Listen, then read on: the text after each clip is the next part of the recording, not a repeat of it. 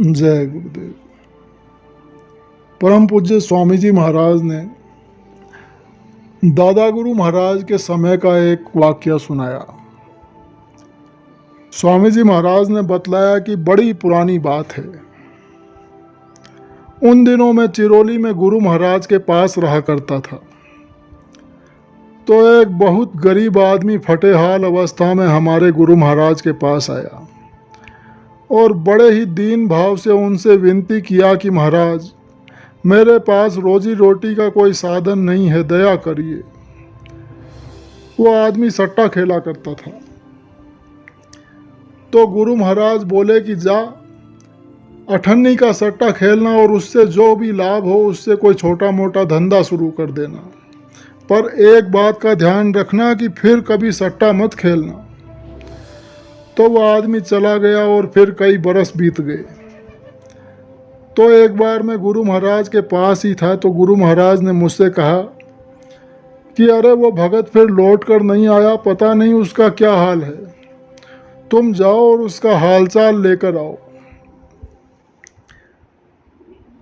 तो मैं गया और उसका नाम मुझे मालूम था। मैंने वहाँ जाकर लोगों से पूछा कि इस नाम का एक आदमी रहता था यहाँ, वो कहाँ चला गया। लोगों ने कहा कि इस नाम का तो यहाँ कोई है नहीं, सामने बिल्डिंग है उसमें इस नाम के एक सेठ रहते हैं, वहीं जाकर आप देख लीजिए। तो मैं कोठी में गया तो वहाँ दरबान खड़ा था। मैंने उससे कहा कि सेठ जी से बोलो कि कोई मिलने आया है। तो दरबान अंदर गया और सेठ जी को साथ लेकर बाहर आया। तो सेठ जी आए और सेठ जी मुझसे बोले कि कहिए साधु महाराज, कैसे आना हुआ। तो मैंने सेठ जी से कहा कि एक बार आप चिरोली गए थे हमारे स्वामी जी महाराज के पास, आपको याद है? उन्होंने ही मुझे आपका हालचाल लेने को भेजा है, क्योंकि अभी तक आप दोबारा गए नहीं। तो सेठ ने कहा कि चिरोली, वहाँ आपके स्वामी जी थे?